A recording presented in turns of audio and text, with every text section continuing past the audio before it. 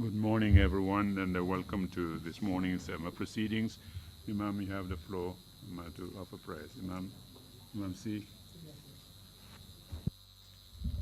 أعوذ بالله من الشيطان الرجيم بسم الله الرحمن الرحيم الحمد لله رب العالمين الرحمن الرحيم مالك يوم الدين إياك نعبد وإياك نستعين اهدنا الصراط المستقيم صراط الذين أنعمت عليهم غير المغضوب عليهم ولا الضالين بسم الله الرحمن الرحيم وإن تستفتحوا فقد جاءكم الفتح ونصر من الله وفتح قريب وبشر المؤمنين بسم الله الرحمن الرحيم قل والله أحد الله الصمد لم يلد ولم يولد ولم يكن له كفوا أحد بسم الله الرحمن الرحيم قل أعوذ برب الفلق من شر ما خلق ومن شر غاسق إذا وقب ومن شر النفاثات في العقد ومن شر حاسد إذا حسد بسم الله الرحمن الرحيم قل أعوذ برب الناس ملك الناس إله الناس من شر وسواس الخناس الذي يوسوس في صدور الناس من الجنة والناس إن الله وملائكته يصلون على النبي يا أيها الذين آمنوا صلوا عليه وسلموا تسليما صلى الله تعالى عليه وعلى آله وصحبه وسلم تسليما سبحان ربك رب العزة عما يصفون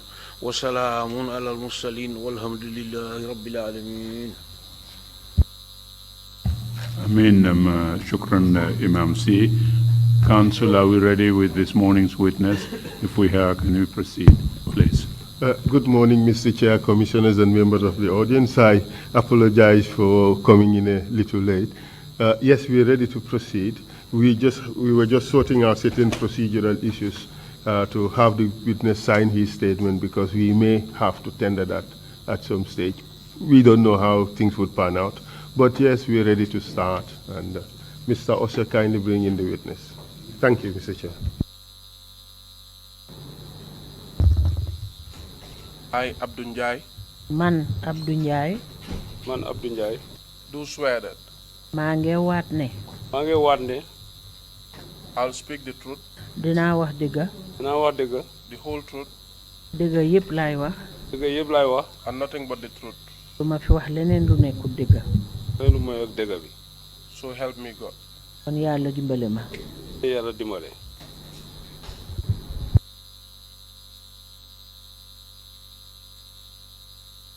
You may be seated, please.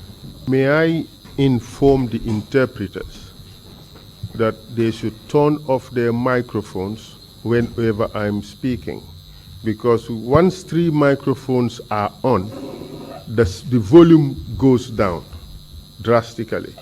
In order to avoid that, the interpreters and I should be turning off our microphones whenever the other person is speaking. Right. Otherwise, we would have that problem. So let's try to see whether we can exercise that discipline. In the meantime, Mr. Njie, you can keep your microphone on. And please draw it closer to you so that you would not have to lean forward whenever you speak. Thank you. Mr. Njie, we have met before. But nonetheless, I'll introduce myself again. My name is Esam Baifal. My role today is to assist you deliver your evidence before the commission. Do you understand? Mr. Njie, gise woon nañ ba pare waaye nag benn tey rek ma baamtuwaat la wax la ne man maay Esam Baifal te man maay ki nga xam ne maa la jàppale tey ci seede yi nga xam ne moom nga fee teewal tey jii. Before you start your testimony, I want to inform you that it is an offense under the laws of this country to lie on the oath. Nga commencé sa seede dama la bëgg a xamal ne bu fekkee ne waat nga ba pare boo fenee loolu dafa mel ni yàqa nga luwaa yi nga xam ne moom la ñu doxee fii ci biir réew mi. Additionally, lying before the commission or providing false information to the commission is another offense under the laws of this country. Ma yokka ci tamit pour xamal la ne ci commission bii boo fi waatee bu fekkee ne fen nga fi wala nga joxe fi ay seede yoo xam ne gis nañ ne du dëgga bon dafa mel ni yaa ngi yàqal luwaa yi nga xam ne moom la commission bi di doxee. Do you understand? ndax leer na la. waaw leer na ma. Yes, I understand. Are you now ready to start your testimony? pare nga pour joxe sa seede. waaw pare naa. Yes, I'm ready. What are your full names, please? naka nga tudda. man Abdou Njie. I am Abdou Njie. What is your date of birth? kañ nga juddu.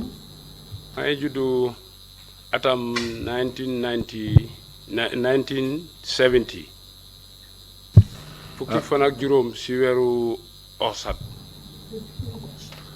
15th of August, 1970. Where were you born? fan nga juddoo. maa ngi juddoo dëkk bu ñuy wax Kër Ardo ci Badibu. I was born in a village called Kër Ardo in Badibo. Where did you go to school? fan nga jàngee school. attend na Njawara Primary School. I attended Njawara Primary School. Could you give us the dates, please? ndax di ñu mën a wax bés si. in 1979. When did you finish Njawara Primary School? kañ nga jeexal Njawara primary school. maa ngi jeexal Njawara Primary School in 1987. I completed Njawara Primary School in 1987. What did you do after that? lan nga def gannaaw boobu. dama continuer dem Kerewan Secondary School. I proceeded to the Kerewan Secondary School. Did you complete Kerewan Secondary? ndax matal nga Kerewan secondary. waaw foofu de amoon na tekk ñaari at yoo xam ne ni dew moon school jiwoo suma bàyyi waxtu amu doon ku ko nekkal si kër gi mu wax ma bàyyi school léegi ma déggoon ndigalam ma toog ñaari at mu seetaat ba mu yàgg mu ne ma léegi mun ngaa delluwaat school léegi bi ma ñëwee pour ma demaat form 1 gars yi dañ ma tëbal yóbbu ma form 2 continuer. I had some obstacles, and because my father at the time did not have someone to stay in the house for him, so he withdrew me from school, and I stayed at home for 2 years. But after some time, he took me back to school, but instead of going to Form 1, I was moved to Form 2. Did you eventually complete Kerewan Secondary? gannaaw boobu nag jeexal nga Kerewan secondary. waaw continue naa ba ma jeexal Kerewan Secondary. Yes, I continued until I completed at the Kerewan Secondary. What did you do upon completion?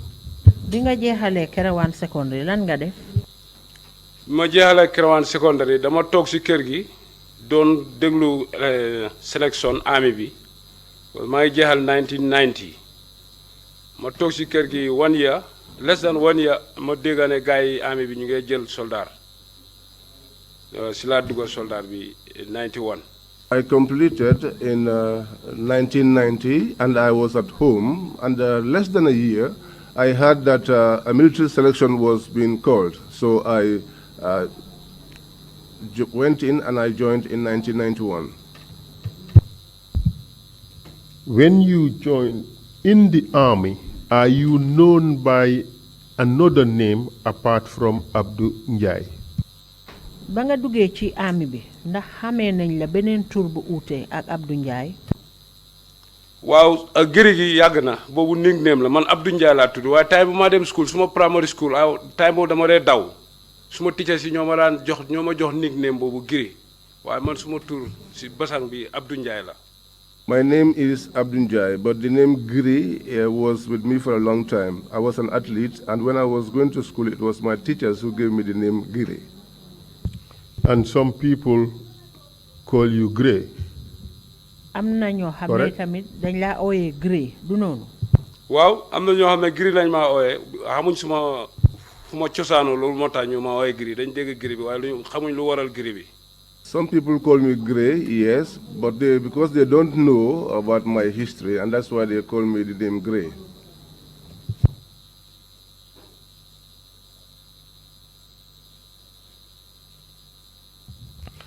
So tell us, where did you do your military training?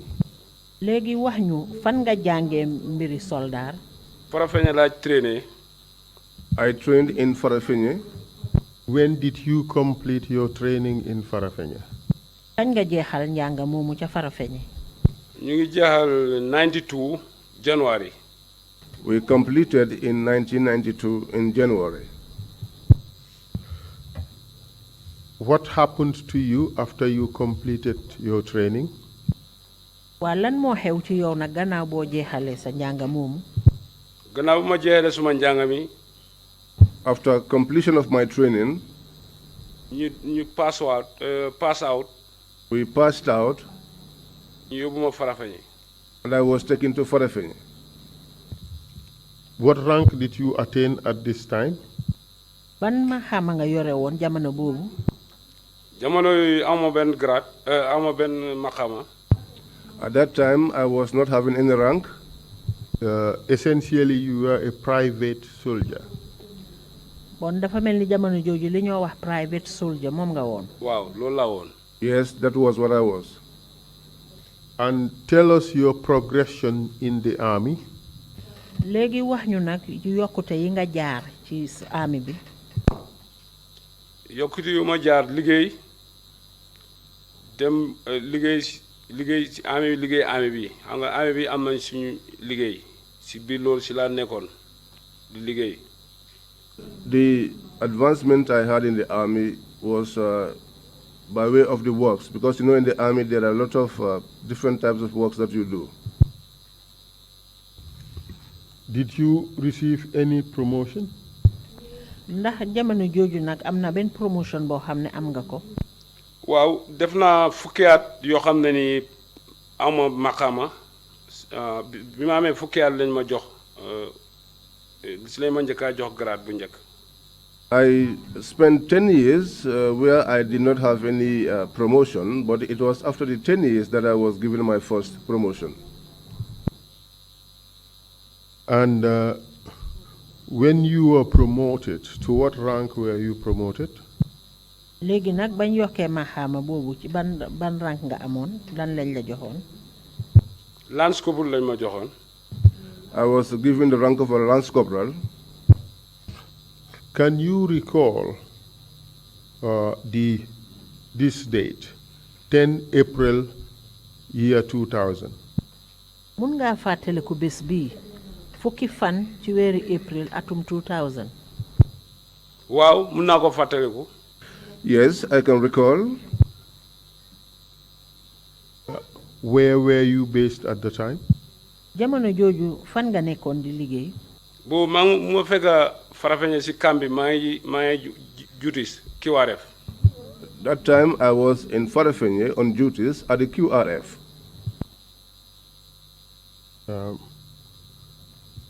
Kindly tell us what happened that day at the QRF. wax ñu lan moo xew bés boobu ca QRF. lu xew mooy man dama nekk si biir di relax di noppaleku. What happened was I was inside relaxing. léegi suma benn boy ñëw dóor ma mu ne ma xanaa yëgaloo lu xew gars yi ñu ne général fo ñëpp a ngi fooleen si biti. Then one of my boys came and tapped me, and I got up, and he said to me, "Are you not aware of what is happening? They said that everyone should fall in." Proceed, please. man tam si laa jóg ma sol suma bagage yi suma ngànnaay yi ma génn si. That was when I got up and got dressed up and went out. bi ma génn see ma taxaw ñun fu ñu war a taxawee. When I came out and stood where we were supposed to fall in, da leen déglu. and I was listening to them. What did they tell you? lan lañ la wax. non ñoom seen wax bi xam nga si armée bi. su fekkee ne ni ñu bëri ngeen dañ leen taxaw yow nga nekk amuloo rang bu mag si ay groupe ngeen a nekk ngeen taxaw ko defee commande bi mooy ñëw mu taxaw mu wax yéen ñoom ngeen dégg oto bu ñëw wax yéen ñoom ngeen dégg. No, in the army, when you are called and you don't have a rank or you are not amongst the senior officers, you have to stand in a group so that the senior officers comes and address you in a group. Who was the commander that came to address you? Kan moy commander wi nga xamne mo ñewon nak pour waxal len? Captain Paul adjutant bi Paul Mendy mo ñëka ñëw. It was the adjutant Paul Mendy. He first came. Mo hand over parade bi Captain Keita. And he handed over the parade to Captain Keita. Captain Keita mu joñu mo ñu wax briefing bi mu ne Makati gaay dañ wax ne dañoo strike.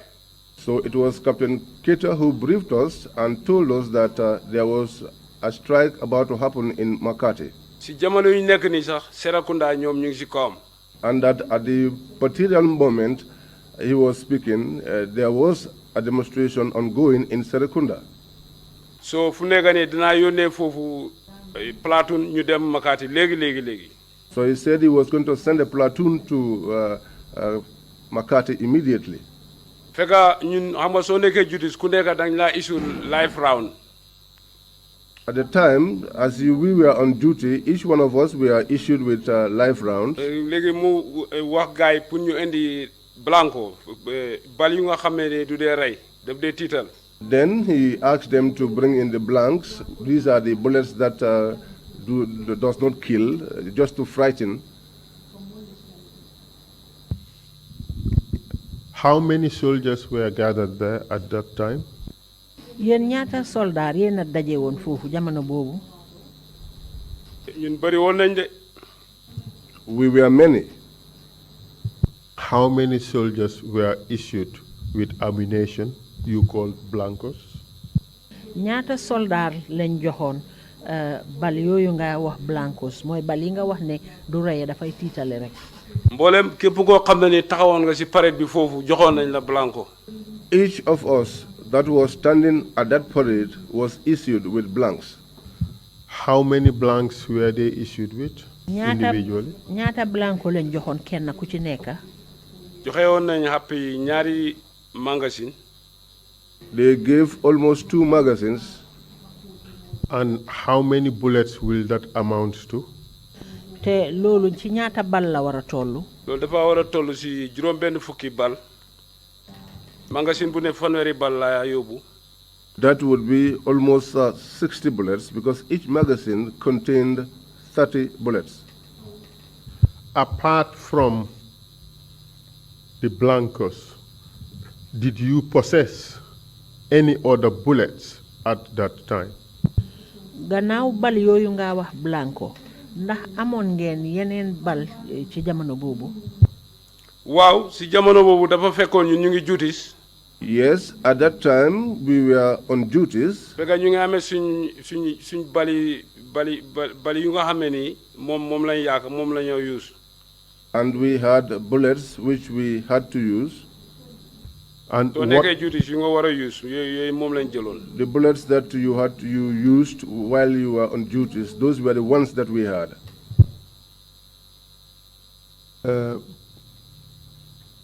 Those bullets, how are they different from blancos? Bal yooyu naka la uute ak blanco bi? Bal yooyu dañoo rey. Those bullets, they kill. So those were live bullets, live ammunition. Bon yooyu bal la yoo xam ne bal yu reye la. Wow. Yes. How many of those bullets did you have? Ñaata ci bal yooyu moom nga amee woon? Man amee woon na ñeenti magazine. I had 4 magazines.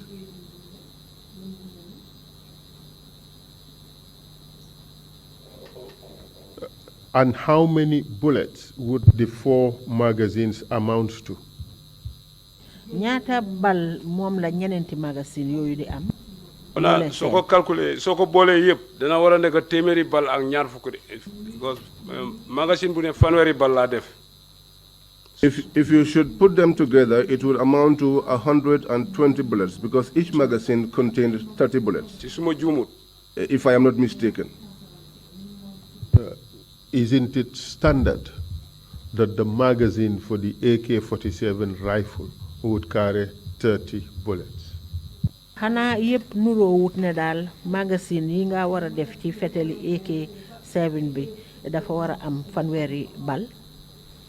waaw magazine bi loolu la wàccee magazine bi fanweeri bu la neexee nga def juróom bu la neexee waaye lu ko feesal daal mooy fanweeri bal. Yes, the magazine, by the construction of its construction, carries 30 bullets.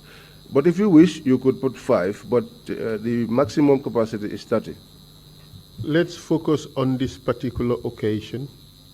The magazines that you had, how many bullets did each of them contain? léegi nañ jublu ci bés bi ñoo waxtaanee nii magazine yi nga xam ne yooyu ngeen amee woon ñaata bal ñoo ci nekkoon. loolu laa wax nii ñeenti magazine bu ne fanweeri bal. This is what I am saying. There were 4 magazines, and each of them contained 30 bullets. loolu yëpp soo ko boolee ñaata la war a nekk. All of those, if you put them together, how many will they be? Well, I should be asking the questions and not answering them. So you do the maths and then you tell us what the answer is. waa léegi man maa war a laajte waruma tontu léegi kay yow compter rek ñeneenti magazine yi bu nekkee ne benn bu nekk fanweer la mbooleen seen ñaata la war a nekk. dafa war a nekk téeméer ak ñaar fukk. It should be 120. Thank you very much for saving the lawyer from that mathematics. All right. So, as a matter of procedure, can you inform us how weapons, how ammunitions are issued in the army and how ammunitions are accounted for at the end of operations? léegi comme ni mu war di demee ndax dig ñu mun a wax su fekkee ne ñu ngi joxe gànnaay naka lañ ko joxe ak su fekkee ne ñu ngi ko war di joxe ñaata lañ war dee joxe ci jamono bu ci nekk ci ni mu war a faral di amee.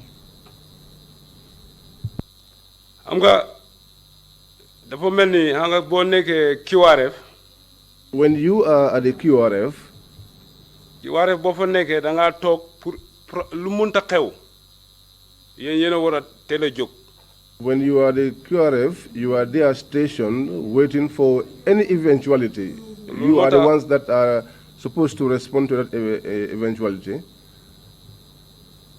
moo tax soo fa nekkee rek da nga am ñeenti magazine. That is why once you are there, you are issued with 4 magazines. After you finish duties at QRF, what would you do with the bullets that you were issued with and the gun you were issued with? boo wàccee duty foofu ca QRF lan nga dee def ak bal yiñ la jox ak fetel yi nga xam ne moom lañ la jox jamono ji nga nekk duty. yooyu soo paree da nga ko delloo si armory bi. Those, when you are finished, you return them back to the armory. And how do you return them to the armory? Is there a process or a procedure? naka nga ko dee dellooyee ci armory bi dafa am yoon boo xam ne moom ngeen jaar jamono bu ci nekk boo leen koo delloo. waaw nit ku si nekk. Yes, each one of us. am nga sa fetal bi am nga fetal boo xam ne yow soo war a nekk duties. You have your weapons, which if you are on duties, boobu nga dem nga sign. that is the one you sign for. soo jeexalee duties bi tam. After completion of your duties, da nga dem nga delloo ko. you return it back. Yes. How about the ammunition? ya ak ak bali yëpp. Plus the ammunition. How are the ammunition accounted for? How are the bullets accounted for? bal yi nga xam ne moom lañ la jox boo ko dellooyee naka lañ ko dee compter naka la ñoo xamee bal yi ni mu toll. waaw dafa des si juuti ku nekk foofu si amora bi. It is left on the armorer on duty. am na si ñoo xam ne ni soo demee. There are those that when you go back, dañoo yulli magasin bu ne. they will check every magazine da seet na am na bal yu manqué am déet. to verify whether there are some missing bullets or not. after ñu delloowaat ko fa. After that, they return it back. am na si ñoo xam ne su ñëwee. There are others who would. magasin bi dafa am pax boo xam ne nii. There is a hole in the magazine which, soo ko seetee di nga xam ne magasin bi fees na. when you look through, you could be able to tell whether the magazine is still full. su feesut tam dana ko wane ne magasin bi feesut. If the magazine too is not full, it should be able to show. waaw su boobaa moom dina xam ne kii indi na lu mu fi jëloon yëpp. If that happens, then the person will be able to know that this particular officer brought everything or all the bullets that were issued to him. waaw nga sign in. And then you sign in. So essentially, you are telling us that every single bullet that has been issued to the soldier has to be accounted for at the end of that soldier's duty, correct? Bon dafa mel ni bépp bal boo xam ne jox nañ ko soldaar bi bu fekkee ne mu ngi koo jël bon bu dellu si waatee dañu war a xamaat ne bal yiñ ko joxoon moo fa nekk wala am na lu ci manqué. waaw loolu la de foofu dañ ko seetaat bu mu réeree am nga problème. Yes, that is it. They will check it again, and if there is any missing bullet, you will have a problem. And you would have to sign papers showing that you have returned all the bullets you have taken. te dafa am kayit boo xam ne danga ko war a sign pour wane ne bal yi nga génne woon yépp delloo si nga ko waat. waaw. Yes, indeed. And you've just told the commission that if there are any missing bullets, the soldier responsible will be in trouble. te wax nga fii ci commission bi ne bépp bal bu xam ne manqué na ci yi nga yóbbu woon bon borom dina nekk ci problème. waaw dëgg la. Yes, it's true. Now let's talk about when the soldier is deployed to military operations. léegi nañ wax nag jamono ji nga xamee ne soldaar bi ebal nañ ko nag pour mu def ay yëngu yoo xam ne daf koo def ci wàlli liggéeyam. After an operation and the soldiers return to barracks, are they supposed to go through the same system of accounting for the bullets that they were given? léegi maanaam bu fekkee ne ebal nañ la nga dem defi li ñoo wax opération ndax boo dellu si waatee comme niñ ko daan defee jamono bu ci nekk rek ndax noonu lañ koo defee waat dañoo gis ne bépp bal boo yóbbu woon dinañ ko compter seet la na ci manqué. waaw noonu la amul waaw foo mënta dem kay boo ñëwee foog ñu seetaan ndax manqué na wala manqué wul. Yes, that is it. Wherever you went to and returned, they have to verify to ensure that the bullets are intact or there is something missing. And this even includes operations such as insurgencies where soldiers may have fired their weapons. léegi dafa mel ni bokk na ci tamit sax jamono joo xamee ne ebal nañ ay soldaar pour ñu dem songi bu loolu xewee tam boobu tamit buñ dellu si waatee dañ ko war a compter waat. bal yiñ sox yi yëpp dañ ko war a compter waat dañ war a compter waat bal yi yëpp seet ndax am na luñ ci soxee ak luñ ci soxiwul. waaw dëgg la. Yes, it's si responsibility commandant bi la ku nga àndal si opération bu ngeen dem. Yes, that is the responsibility of the commander that you went with in the course of that operation. Is this what you are taught in the army? This is the procedure you are taught in the army, correct?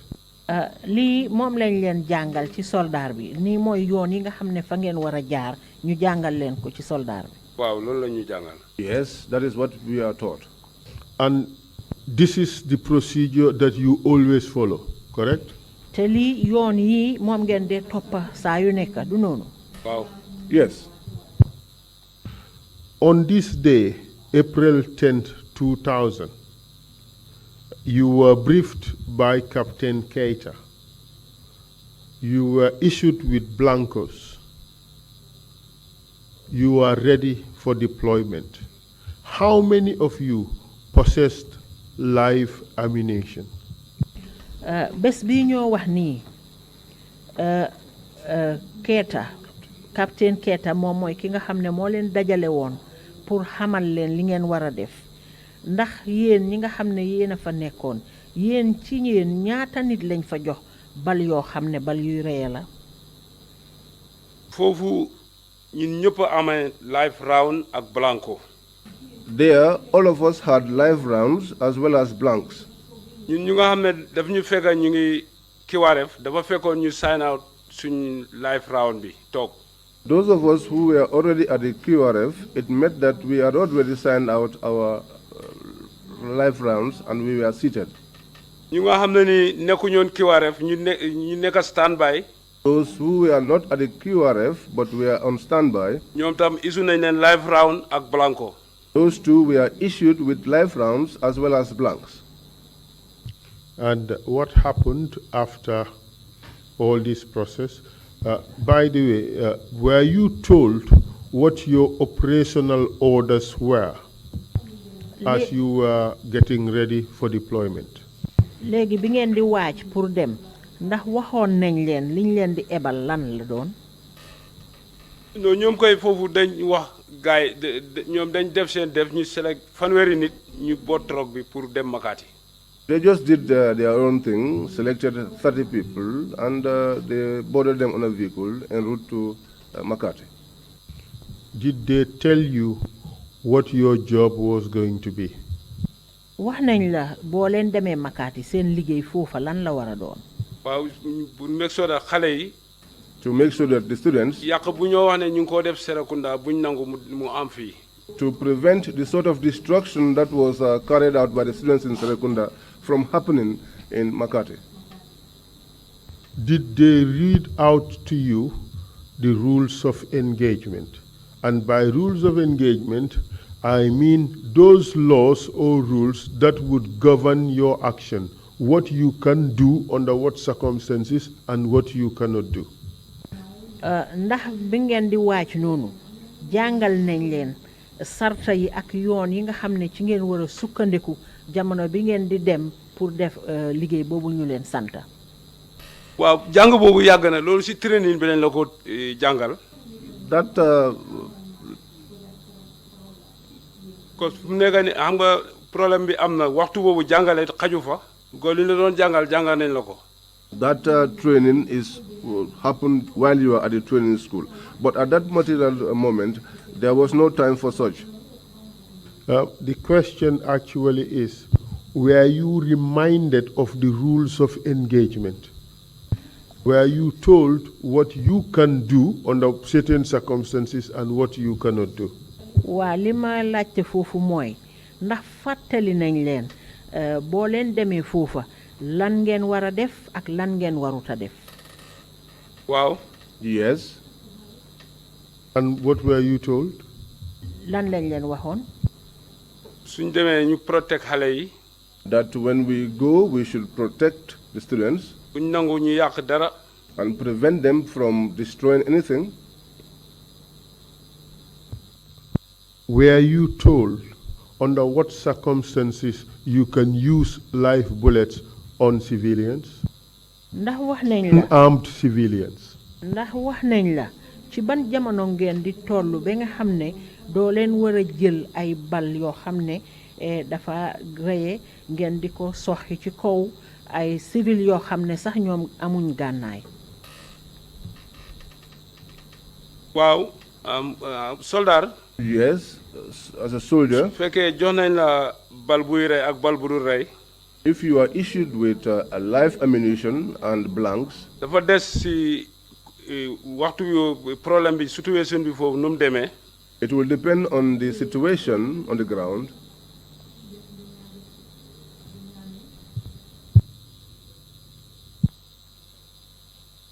I didn't quite get the answer correctly, completely. mu ne lim la laaj. Could you repeat your answer? Baamtuwaatal sa tontu bi. na ko mu baamtuwaat kii am laajteem bi. I will ask the question in Wolof to make it easier. li ma doon laajte mooy ndax ndax bi ngeen di jógee seen camp bi di pare pour dem ndax fàttali nañ leen ci yan jamono mbaa ci yan situation nga mun a soxee sa bal buy reye ci kaw nit ñoo xam ne yoruñ gànnaay.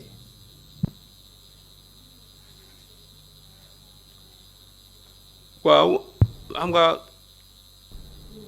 ñoom comme lu nga wax nii su fekkee ne ni dem nga ci certain situation nga fetal sa bali jeex ba bali yu nga false bali su jeexee ba pare problème bi mu ngi gën a yokku da nga def miin nga sànni ci kaw ba yàlla musal la because su fekkee Mr. Njie, remember you were told that lying before the commission is an offense. I just want to remind you of that. Mr. Njie, fàttalekul ne fen fii ci kanam commission bi loolu da nga yaxaluwaa fàttali la ko rek nga xam ko. What were you told before you deploy on that day? lan lañ la wax balaa ngeen fee bàyyeekoo di dem foofu ci bés boobu noonu. lu ñuy wax mooy Makati gars yi ñu ngi bëgg a demonstrate. What we were told is that a demonstration was about to take place in Makati. waaye bi ñu demee ba Brikama Ba. But when we got to Brikama Ba, dañu stop. we were stopped. Station officer bu nekk Brikama Ba moo break truck bi. The station officer at Brikama Ba stopped our truck. So ma gis moo driver bi park. I saw the driver park.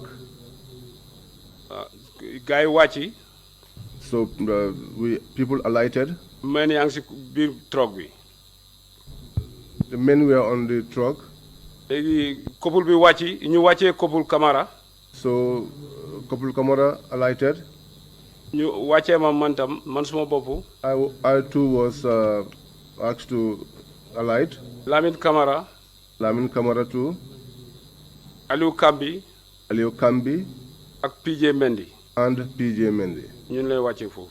We were the ones who alighted there. And what were you told you were going to do there? bañ leen fa wàccee lan lañ leen wax ne moom ngeen faa defi. couple bi mu dugga station officer bi si biir station bi. The corporal and the station officer got into the station. gars yi nekk fa sometimes. They were there for some time. couple bi génn si. And then the couple came out. mu ne ma all gars yi. And then he said to me, call the others. léegi ma oo gars yi ñu taxaw si buntu station bi. So I called the others and we stood at the front of the station door. mu ne gars yi ñu ne students yi ñu ne dañoo rey principal bi. They said that it was said that the students said they were going to kill the school principal. toj station bi. And that they were going to set the station ablaze. ak gamtel bi. Plus the gamtel. And as a result of that, was any decision taken with regards to your deployment? ci kaw loolu nag ndax am na benn tëralin nangutoo boo xam ne def ngeen ko fa ci seen wàlli liggéey boobu ngeen war a defi. waaw bi loolu amee couple bi mu ne ñu dem. Yes, after that the corporal said that we should go si alkalo bi. to the alcalo. ñu yëgal ko. And inform him lu xale yi wax ne loolu lañ bugg a def. what the students said that they were going to carry out. su ko defee. So that moom si boppam su mënta dem. so that he himself, if he could not go, ñun su suñ bopp. we ourselves, dinañ wër dëkk bi ñu yëgal leen ne. we will go around the village and inform them that jàmm ak salaam moo ñu tax a ñëw fii. our mission is one of peace. ñoom li ñu wax ne loolu la ñoo def. And what they said that they were going to do, ku nekk na nga waxal sa doom ñu bàyyi ko. let each parent speak to his or her child so that they will not do what they want to do. And what happened to the other people who were on board the vehicle? waa léegi ñeneen ñi nga xam ne ñoo nekkoon ci biir moto bi nag ñoom nuñ mujjee. ñooñu dañ continuer dem Makati ñoom dañu wàccee rek ñoom ñu dem. Those ones continued to Makati. We just disembarked and they continued. From what you have said, it appears that 5 soldiers were dropped off at Birkamaba. Is that right? ci yow ni nga ko waxee dafa mel ni juróomi soldaar ñoom lañ wàccee Birkamaba noonu la. waaw ñun juróom lañ fa wàccee. Yes, the 5 of us were the ones that were dropped there. And those 5 who were dropped there, who was in charge of them? léegi juróom ñooñu nga xam ne ñoom lañ fa wàccee kan moo leen jiite woon. Couple Lamine Camara. It was Corporal Lamin Kamara. And who was next in command? kan moo toppoon ci moom. man mi Lance Corporal Abdou Njie. Myself, Lance Corporal Abdou Njie. And how about the others? What were their ranks, if any? ñeneen ñi ci toppoon bu fekkee ne ñoom amoon nañ rank ban rank lañ nekkoon. te ñooñu amuñu woon benn rang. The others did not have any rank. So, what time of the day on 10th April 2000 did you arrive at Birkamaba? bési fukki fan ci weeru April ban waxtu ci ngeen egg foofa ca Birkamaba. su ma fàtte ay boori timis la booba gars yi ñu ngeen nodda timis daal jëm gexe. If I don't forget, this would be after 7 in the evening when they were calling for the evening prayers. So, after you received information that the school principal was to be attacked by the students, and you decided that you should go to the alcalde to talk to him, what did you do? léegi bi ngeen jotee xibaar gi biñ leen xamalee ne xale yi school yi student yi dañ fas yéene dem songi ki nga xam ne mooy principal bi léegi nag ba ngeen jotee xibaar bi lan ngeen def. waaw demoon nañ si alcalde bi. Yes, we went to the alcalde. ñu won ko na ko ñëw nañ. And we told him that we have come. bi ñu àggee couple bi moom moo doon waxaa moom xam nga man dégguma soose bu baax noonu. When we arrived, it was a corporal who was speaking to him because you know I don't speak Mandinka very well. mu waxee moom ba pare. So after he spoke to him, mu wax ñu ne fu nekk ni da ngeen a dem round. He said to us, now you should go around. ñu dem wër dëkk bi. Go around the village. mënuñoo noo jeexal dëkk bi waaye ëpp doole bi yëpp si guddi boobu wër nañ fa yëgal leen ne ñu gis nañu waaye bu kenn tiit. We could not go around the entire village, but we covered a large percentage of it. And each time we meet with people, we reassure them that they should not fear anything. ñu ngi leen doon wan ne ñun ñoom lañ fa nekkal. We were telling them that we were there for them. And what did you do for the rest of that night? léegi li des ci guddi gi nag lan ngeen def. waaw bi ñu wëree noonu ba pare dañ dellusiwaat si station bi. After going around the village, we returned back to the station. ñu def suñ normal duties. And did our normal duties. Which was? lan mooy woon normal duties yooyu nga wax. comme guddi bu kii eggee kii wàcc. Just like in the night, when one is on duty, the other one withdraws. And tell us what happened in the morning. léegi ca ëllëg sa ca suba ba bor setee nag lan a xew. waaw bi ñu dee fajar. When the call for the morning prayers was called. man fekk time boobu nelawuma. At that time, I was not sleeping. ma gis couple bi mu ngay jàpp. I saw the corporal performing ablution. mu jàpp ba pare mu julli. After he performed this ablution, he prayed. man tam ma julli. I also prayed. bi ñu jógee foofu moom mu wax ñu ne léegi nañ try ñu dem si school bi. When we left there, he said to us, now let us try and go to the school. suñ fa demee si suba teel gi da ngaa gis ne ñoom lu ñu wax ne dinañ ko def bu ñu gisee foofu gars yi dinañ tiit duñ mun a def dara. If we should go to the school this early, and when they see us, that is the students, then they will not do that which they said they were going to do. Did you go to the school? demoon ngeen ci school bi. waaw demoon nañ si school bi. Yes, we went to the school. Tell us who went. wax ñu ñana dem. ñun ñëpp a demoon. All of us went. The 5 of you. waaw. Did anybody else go with you? ndax am na keneen ku ànd ak yéen lu utee yéen juróom yooyu. man gisuma ñun 5 ñoo jógee si station bi ñëw ba si school bi ñu dugga. No, I did not see. It was the 5 of us who left the station, came to the school, and went inside. Kindly tell us what happened there. léegi wax ñu lana fa xew. man maa couple bi ñoo dugg yeneen ñetti private yi gars yi toog si biti taxaw si biti. I and the corporal went inside, and the other 3 private soldiers stood outside. waaye ñun bi ñu duggee bi ñu gars yi booy gisee lu ñu teel a dem am na ñu fekk si school bi foofu. But when we got inside and the boys saw us, in fact, no matter how early we went to the school, we met other people there, other students already in. waaye ñoom am na ñoo xam ne ñu ngi doon jéem a daw. There were some of them who were attempting to run away. After mu ngi leen a wax ne allo ka mu ne bëri. And he was telling them in Mandinka, stand, what are you running from? man tam ma wax leen loolu si English. Can you say that in Wolof? Allo al kanabori?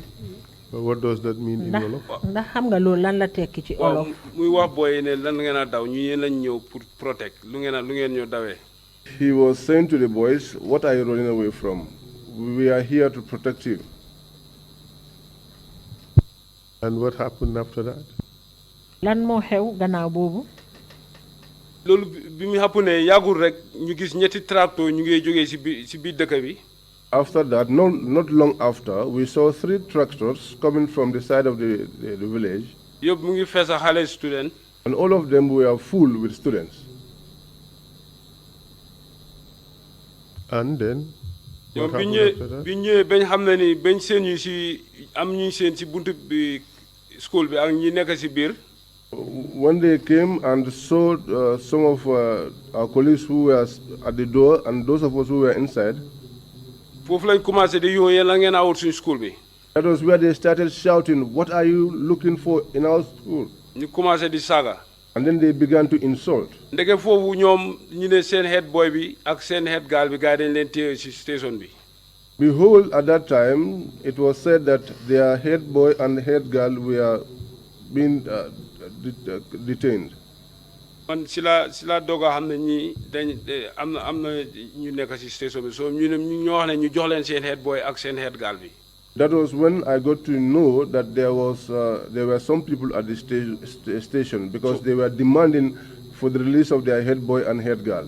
so foofu la gars yi commencé bi ñu commencé di saaga di sànni si la couple bi wax ne nañ daw ñu dem si station bi. So when they started insulting and pelting stones, that was when the corporal said, let us withdraw back to the station. Continue, please. eggalin. after bi ñu commencé di sànni ñu fexe ba génn perimeter school bi. When they were pelting us with stones, we tried until we left the perimeter of the school. foofu dañ tasaaroo gars yi dañu overcome ba nga xam ne fu nekk nii tasaaroo nañ. And so we were overcome by the students, and we dispersed, we separated from one another. waaye after ñu dellusiwaat si boori koñi perimeter fence school bi si kaw tali bi. But then after we returned back to the side of the perimeter of the school, just close by the roadside, foofu la couple waxee fire. that was where the corporal gave the order to fire. so ñu doon fire the defense pour ñu advance dem si station bi because ñoom crowd bi yëpp foofu lañ concentré ñu doon sànni. So we were firing, trying to get to the station because that was where the crowd was concentrated on. waaye si diggante fu ñu doon fire fekk ba ñu àgg si station bi dara xew doon. But at that time when we started firing until we got to the station, nothing happened. léegi bi ñu demee ba àgg si station bi. But when we got to the station, ñoom ñu ñëw ba si gamteel bi gars yi taxaw foofu. They came up to the Gamtel and house, and then they stood there. gars yi commencé di taal ay pono. And then they began to set tires alight. commencé toj gamtel bi. And they began to break inside the Gamtel house. yooyu yëpp xeer yaa ngee naaw. And all through that, stones were flying around. waaw léegi man bi ma koogaatee ma gis ne suma blanco bi jeex na.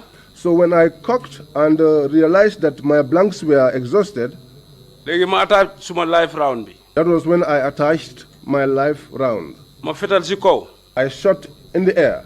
bi ma fetalee si kaw. When I shot in the air, after 10 minutes. after 10 minutes, ma déggee ñu ne am na ku dee. I heard it been said that someone has died. comme yàgg ma dégg booy keneen ki tam dafa gaañu de. After some time, I heard that someone else had died.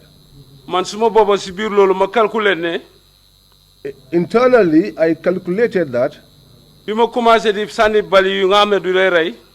since I started shooting those blank rounds, dégguma dara. and I did not hear anything, léegi ma sànni bali yu rey.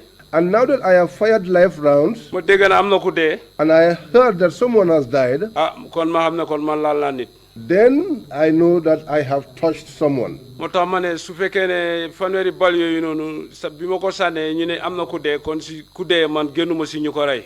That is why I said amongst the 30 bullets that I have fired, if someone is reported to have died, then I cannot extricate myself from responsibility. léegi tension bi gën a high. Then the tension became... Hold a second, Njie. You want us to believe that you fired in the air and people on the ground died. That's what you want us to believe. Naa ko wax ci Wolof. Yow da nga fetel Yàlla ji rek nit ñi dee ci suuf. waaw su fekkoon ne dama fetal directly. kon dinaa am lu mu ëpp kenn wala ñaar. If I had shot directly, I would have killed more than one person. Listen to the question, Njie. déglu laajte bi Njaay. You fired in the air. yow ci jaww ji nga soxi sa bal bi. Yow nga fetel Yàlla ji. You and shot people God. on the ground died. am ñu dee ci suuf. loolu doy na waar di Njaay. loolu nga bëgg ñu gëm. You want us to believe that you shot up in the skies and people on the ground got killed. That is something hard to believe, Mr. Njie. waaw man weddiwuma ne rey na. I cannot deny that I killed parce que fetal naa bal yu nga xam ne dafa rey. because I fired live bullets. waaye man nu ma ko defee. But how I did it, noonu laa ko waxee. that is how I narrated it. Well, Mr. Njie, don't you see the impossibility in what you are saying? Mr. Njie ndax yow li nga wax seetluwuloo ne loolu mënu la am. You fired in the sky, in the air, and people on the ground died. It's impossible. nga soxi bal ci jaww ji ñi ci suuf dee loolu mënta am di. comme ni ma la ko mën a waxee. Just as I can say it to you, comme nit yi bëri nañ. because people were many, yow tam soo seetloo. if you also look at it, su ma war du benn bal bu ko xasee ba sànni. if I should fire just one bullet, doo ko mën a téyewaat. you cannot hold it back again.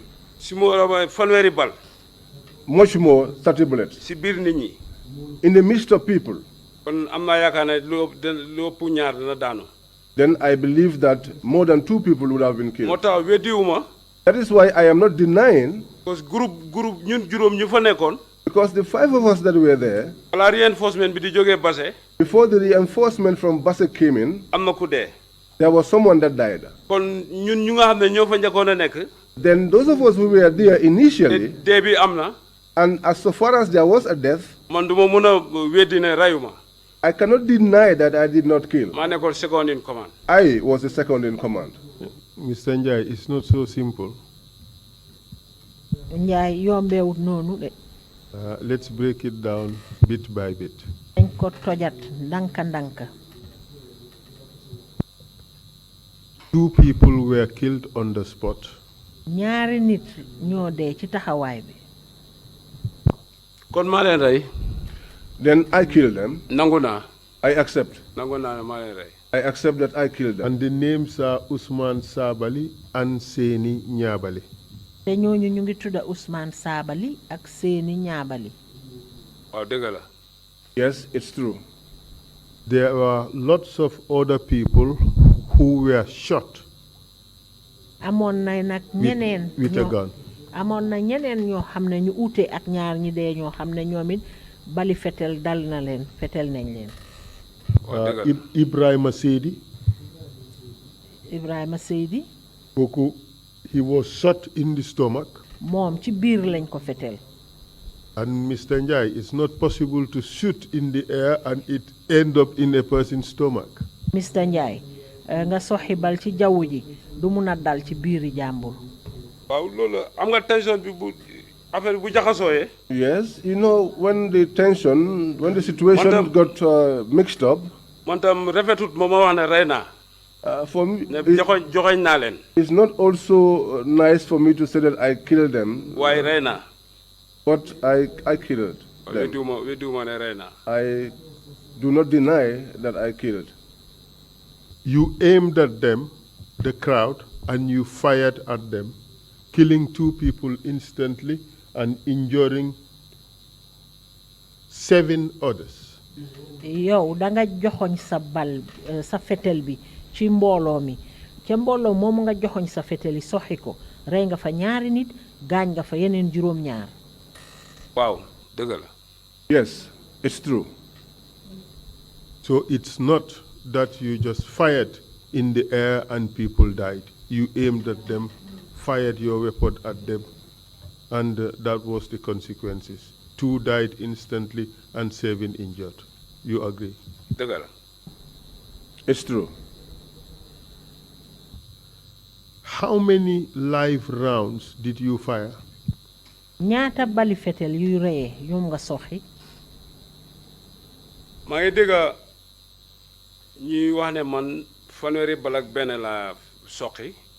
I heard it been said that I shot 31 bullets.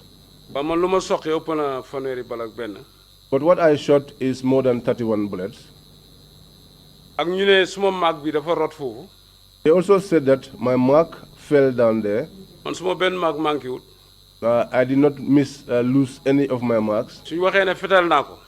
If they said that I fired the mark, dinaa nangu ne waaw man maa ko fetal. I will accept that I fired. moom mu nga xam ne moo nekk suma commander.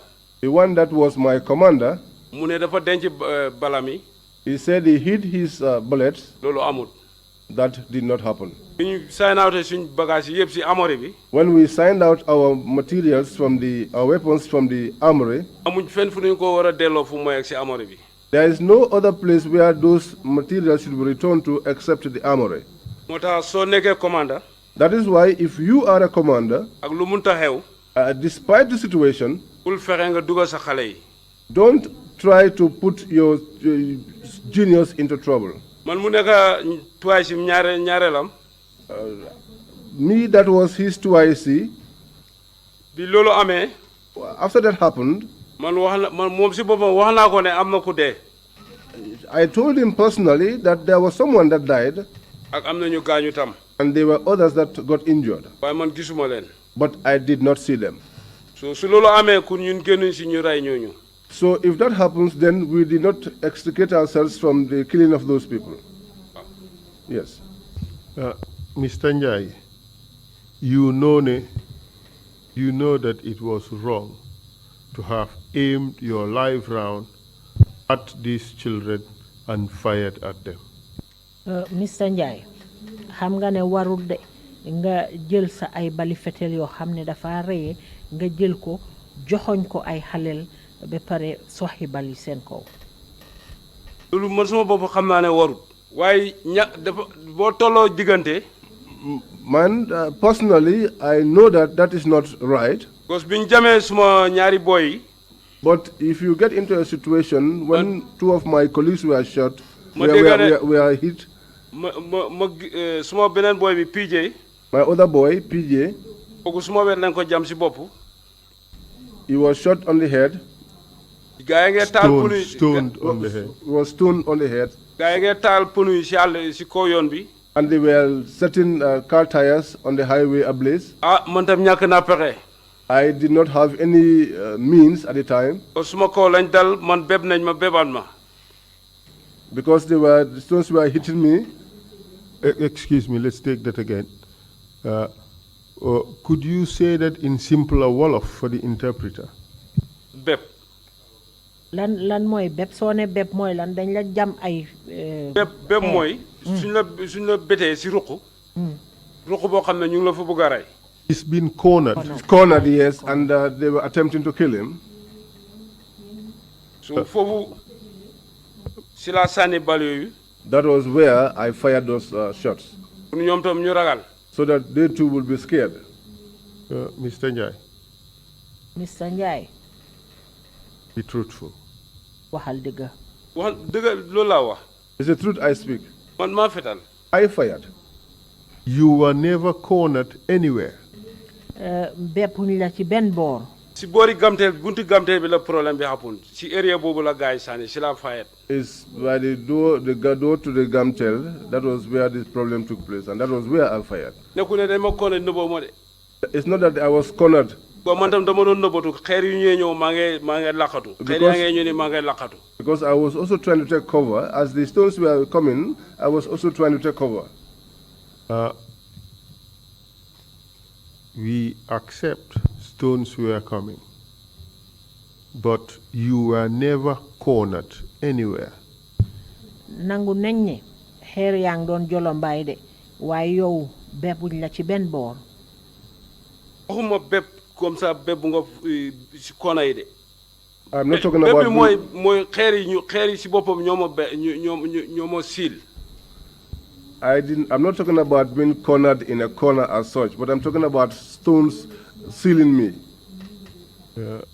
Have you been hit, Mr. Njie? am na by benn any xeer bu stone? la dal. man benn xeer laaluma. No stone touched me.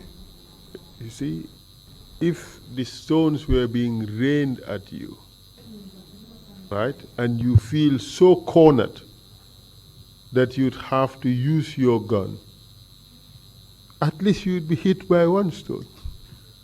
gis nga nag bu fekkoon ne yow xeer yi ñu ngi doon jolombaayu ci sa kaw ba tax ba nga beebu lool ba xat ni ko toon foog mu am nag xeer bu la dal.